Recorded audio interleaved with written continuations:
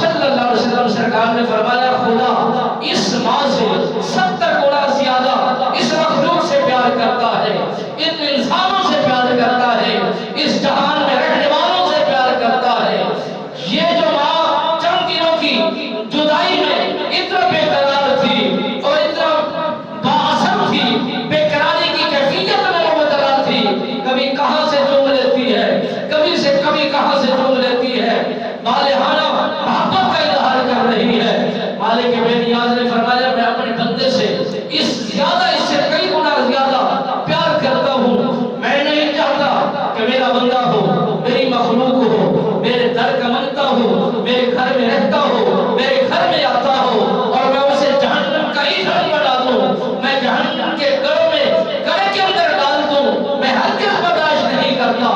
جب یہ توبہ کرتا ہے، استغفار کرتا ہے، رجوع کرتا ہے، پہل کرتا ہے، اپنے آپ کو پیش کرتا ہے، مالک بے نیاز فرماتا ہے وہ ایک قدم چلتا ہے، میں 10 قدم چل کے اس کی طرف راغب ہوتا ہوں، وہ ایک آواز دیتا ہے میں اسے 70 مرتبہ جواب عنایت فرماتا ہوں۔ کہ حضرت حسن بصری سرکار نے ایک واقعہ کو لکھا، آپ فرماتے ہیں کہ ایک جوان تھا جس نے 70 سال آگ کی پجاری رہا، آگ کو خدا تسلیم کرتا رہا، 70 برس حالت کفر کے اندر اس نے زندگی کو بسر کیا، حالت کفر میں رہ کر اپنی زندگی کے حصے کو، طویل حصے کو ضائع کیا، نبی سرکار کے احکام کو چھوڑا اور پھر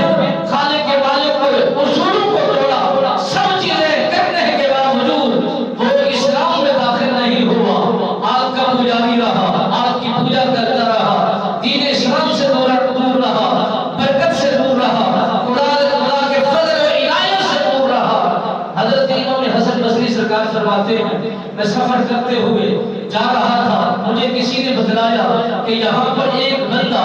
ایسا عدالت کے اندر، مرض کے اندر مبتلا ہے جس کی حالت غیر ہے، سیاہ رنگ پڑ گیا ہے اور حالت عجیب و غریب ہے، لگتا ہے کہ اسے آگ تکلیف دے رہی ہے۔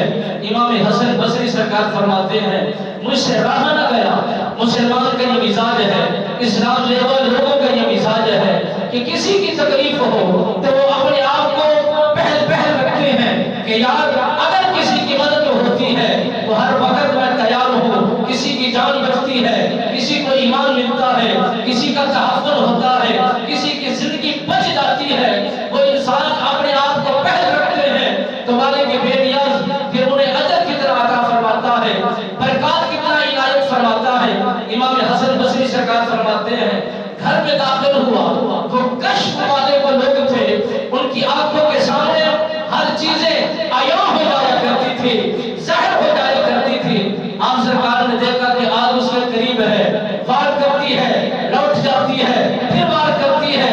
جسم کے ہر حصے کو تکلیف ہو رہی ہے۔ امام حسن سرکار نے فرمایا اے جوان تمہیں حالت کفر میں بہت سارا زندگی کا حصہ گزارا ہے، میری ایک چاہت ہے، میری ایک دعوت ہے جو دین اسلام کا پیغام دینا چاہتا ہوں، تجھے